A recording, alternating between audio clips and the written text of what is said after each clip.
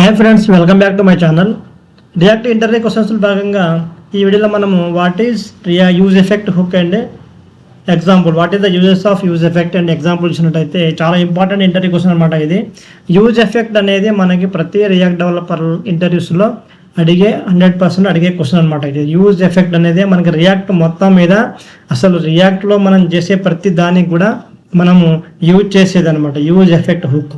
అయితే the use effect hook in React manages side effects in functional components. It replaces lifecycle methods like component did mount, component did update and a component will unmount used in class components. అసలు use effect hook అంటే ఏంటి చూసినట్టయితే, మనకి functional components కంటే ముందు మన class components వాడేవాళ్ళము. ఈ class components లోపల మనము రియాక్ట్ కాకుండా react out side of the react మనం ఏమైనా వర్క్ చేయాలంటే out side of the react అంటే మనకి ఏంటంటే ఏపీఐస్ నుంచి డేటా ఫెచ్ చేయటము, డోమ్ సంబంధించిన అప్డేట్స్ ఇవ్వటము, ఇలాగ డిఫరెంట్ అంటే బయట నుంచి మనం ఏమైనా చేయాలంటే వాటి కోసం మనము లైఫ్ సైకిల్ మెథడ్స్ అని చెప్పేసి అది వాడేవాళ్ళం. అందులో component date mount, component date update, component will unmount అని చెప్పేసి ముఖ్యంగా 3 ఫేసెస్ ఉంటాయి.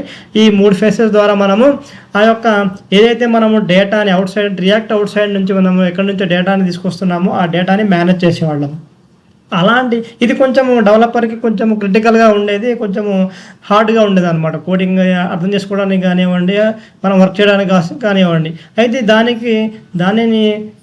దానికోసం ఏం చేశారంటే రియాక్ట్ లోపల ఫంక్షనల్ కంపోనెంట్స్ని అనే ఫ్యూచర్ని తీసుకురావడం జరిగింది. దాని లోపల యూజ్ ఎఫెక్ట్ హుక్ ద్వారా ఈ లైఫ్ సైకిల్ మెథడ్స్ మొత్తాన్ని కూడా మేనేజ్ చేయడం జరిగింది అనమాట. యూజ్ ఎఫెక్ట్ అంటే సైడ్ ఎఫెక్ట్స్ అంటే ఏం లేదు, మనం డేటాని ఫెచ్ చేయడం బయట నుంచి, రియాక్ట్ కాకుండా రియాక్ట్ నుంచి వేరే బయట నుంచి మనం డేటాని తీసుకొచ్చి దాన్ని మేనేజ్ చేయడం అనమాట. అలాంటి వాటినన్నిటి కూడా ఈ యొక్క యూజ్ ఎఫెక్ట్ హుక్ అనేది మేనేజ్ చేయడం జరుగుతుంది. అయితే వై యూజ్ ఎఫెక్ట్ అని చూసినట్టయితే, fetching data from an API, బయట ఏపీఐ నుంచి మనం డేటాని ఫెచ్ చేయడం కోసము, అప్డేటింగ్ ద డామ్ని అప్డేట్ చేయాలంటే డాక్యుమెంట్ ఆబ్జెక్ట్ మోడల్ ఏమైనా అప్డేట్స్ చేయాలంటే ఇది కూడా యూజ్ ఎఫెక్ట్ ద్వారానే మనం చేయవలసి ఉంటుంది. అలాగే subscribing to events, setting up timers మనం చూస్తున్నాం. అసింక్రోనస్ ప్రోగ్రామింగ్ లోపల మనము చూస్తాం కదా, అలాంటి వాటికి మొత్తం కూడా యూజ్ ఎఫెక్ట్ ద్వారానే మనము చేయవలసి ఉంటుంది. దానివల్ల చేయడం వల్ల ఏంటంటే మనకి ఈజీగా హ్యాండిల్ చేయడం జరుగుతుంది అనమాట. ఎంత పెద్ద అప్లికేషన్ సరే మనకి చాలా ఈజీగా అయిపోతుంది. అయితే దీని సింటాక్స్ చూసినట్టయితే, యూజ్ ఎఫెక్ట్ అని చెప్పేసి స్టార్ట్ చేసి మనము ఆ హుక్ పేరు రాసేసి దాంట్లో నెక్స్ట్ కాల్ బ్యాక్ ఫంక్షన్ రాస్తాము. ఒక కాల్ బ్యాక్ ఫంక్షన్ రాసిన తర్వాత ఏం చేస్తాము, ఒక డిపెండెన్సీ ఏరియాని మనము చివరిన దాన్ని యాడ్ చేస్తాం. అంటే యూజ్ ఎఫెక్ట్ హుక్ అనేది ఈ కాల్ బ్యాక్ ఫంక్షన్ అనేది డిపెండెన్సీ ఏరియా మీద ఆధారపడి ఇది పనిచేస్తూ ఉంటుంది అనమాట, కాల్ అవుతూ ఉంటుంది అనమాట. డిపెండెన్సీ ఏరియా ఏంటంటే పేరులోనే ఉంది డిపెండెన్సీ అనమాట. అంటే దాని మీద ఈ డిపెండెన్సీ ఏరియా మనం ఏదైతే ఇచ్చామో దాని మీద ఆధారపడి మనకి ఈ యొక్క సైడ్ ఎఫెక్ట్లో ఉన్న కాల్ బ్యాక్ ఫంక్షన్ అనేది వర్క్ అవుతూ ఉంటుంది. కాల్ బ్యాక్ ఫంక్షన్ అంటే runs when the component mounts or updates. ఈ కాల్ బ్యాక్ ఫంక్షన్ అనేది ఎప్పుడు రన్ అవుతుంది మనకి యూజ్ ఎఫెక్ట్ లోపల, అయితే కంపోనెంట్ మౌంట్ అయినప్పుడు, అంటే కంపోనెంట్ మనకి బ్రౌజర్ లోపల రెండర్ అయినప్పుడు కానివ్వండి, లేకపోతే ఆ రెండర్ అయిన తర్వాత రీరెండర్ అవ్వడం అంటే అప్డేట్ అవ్వడం. ఫస్ట్ రెండర్ అవ్వడం, తర్వాత రీరెండర్ అవ్వడం అన్నమాట. అంటే ఫస్ట్ డేటా రావడం, ఆ తర్వాత డేటా అనేది చేంజ్ అవ్వడం అంటే అప్డేట్ అవ్వడం అనమాట. ఇలాంటి అప్పుడు ఈ కాల్ బ్యాక్ ఫంక్షన్ అనేది మనం వర్క్ అవుతూ ఉంటుంది. నెక్స్ట్ డిపెండెన్సీ అనేది ఏంటంటే controls when the effect runs. అయితే ఎప్పుడైతే ఇక మనకి ఈ యొక్క యూజ్ ఎఫెక్ట్లో ఉన్న ఫంక్షన్ రన్ అవుతుందో, కంపోనెంట్లో రన్ అవుతుందో, అది బేస్డ్ చేసి డిపెండెన్సీ ఎరేని ఈ యొక్క ఎరేని బేస్ చేసుకొని అది రన్ అవటం అనేది జరుగుతూ ఉంటుంది అన్నమాట. ముఖ్యంగా ఏంటంటే డిపెండెన్సీ ఏరియాలో మనం ఏమి ఇచ్చామో దాన్ని బట్టి ఈ కాల్ బ్యాక్ ఫంక్షన్ అనేది బిహేవ్ చేస్తూ ఉంటుంది. అందులో ఉన్న ఫంక్షన్ అనేది రన్ అయ్యి మనకి డేటా అనేది రెండర్ అవుతూ ఉంటుంది అనమాట. అదే దీని యొక్క ఎగ్జాంపుల్ చూసినట్టయితే మనకి ఎప్పుడెప్పుడు ఇది పనిచేస్తుందంటే different use cases of use effect ఎప్పుడెప్పుడు అంటే మనకి ముఖ్యంగా రన్ వన్స్ ఆన్ మౌంట్ అంటే కంపోనెంట్ డెడ్ మౌంట్. ఇది లైఫ్ సైకిల్ మెథడ్లో కంపోనెంట్ డెడ్ మౌంట్ అంటారు. ఇక్కడ ఏంటంటే మనకి యూజ్ ఎఫెక్ట్లో ఇది ఎలా పనిచేస్తుందంటే కంపోనెంట్ డెడ్ మౌంట్ అనేది మనం ఎంటీ డిపెండెన్సీ అనే పెడతాం.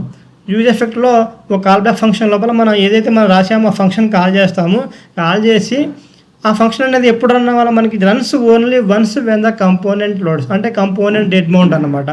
ఓన్లీ ఎంటీ ఏరియా పెడతాం. ఎంటీ ఏరియా పెట్టామంటే అర్థం ఏంటంటే మనకి ఎప్పుడైతే మనకి రెండర్ అవుతుందో అప్పుడు ఫస్ట్ టైం ఓన్లీ ఒక్కసారి రెండర్ అవ్వాలని చెప్పేసి ఆ యొక్క ఫంక్షన్ అనేది రన్ అవ్వాలని చెప్పేసి మనం చెప్పినట్టు.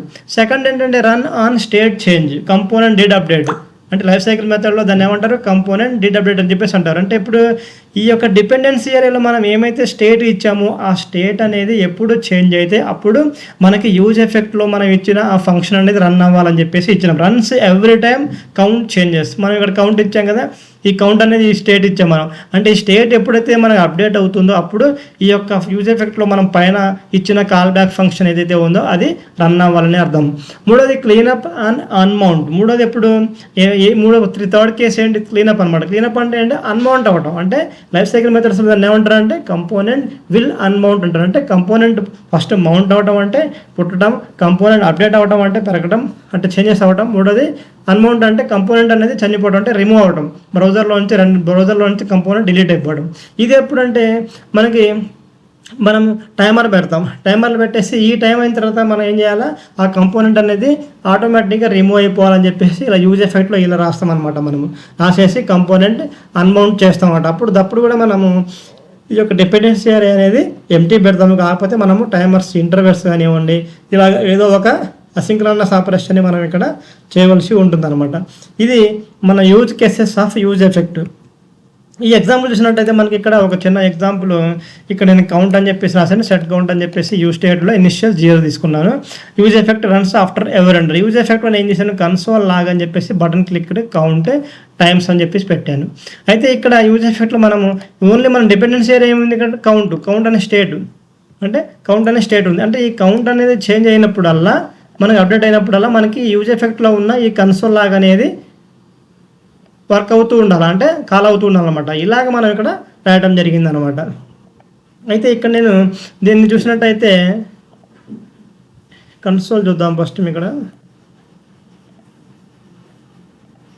చూడండి, ఫస్ట్ నేను ఏం లేదు, ఫస్ట్ ఒకసారి క్లిక్ అయ్యి 0 టైమ్స్ చూపించింది. మళ్ళీ క్లిక్ చేశాను 1 time, second time, third time. అంటే ఎన్నిసార్లు మనము క్లిక్ చేస్తుంటే ఎన్నిసార్లు మనకి స్టేట్ అనేది అప్డేట్ అవుతుంటే అన్నిసార్లు అనేది ఆ ఫంక్షన్ అనేది కాల్ అవుతూ ఉంది. కన్సోల్ అనేది కన్సోల్లో పెట్టిన ఆ టెక్స్ట్ అనేది మనకి కన్సోల్లో చూపిస్తుంది అనమాట. అంటే అర్థం ఏంటి, ఇది మనం ఎందుకు రాసాం, కౌంట్ చేంజ్ అయినప్పుడు రాసాం. కౌంట్ మనకి డిపెండెన్సీ ఏరియా ఇచ్చామంటే కౌంట్ అనేది ఇక్కడ అప్డేట్ అయినప్పుడల్లా మనకి ఇది రావాలి, ఇది చూపించాలని చెప్పి రాసినాం అనమాట. అందుకని చెప్పేసి ఎన్నిసార్లు కౌంట్ అనేది అప్డేట్ అవుతుంటే అన్నిసార్లు కన్సోల్లో మనకి ఆ బటన్ క్లిక్ అని చెప్పి ఆ టెక్స్ట్ అనేది కనిపిస్తుంది అనమాట. ఇది యూజ్ ఎఫెక్ట్ యొక్క ఎగ్జాంపుల్ అండి. యూజ్ ఎఫెక్ట్ అనేది చాలా చాలా ఇంపార్టెంట్ ఇంటర్వ్యూ క్వశ్చన్.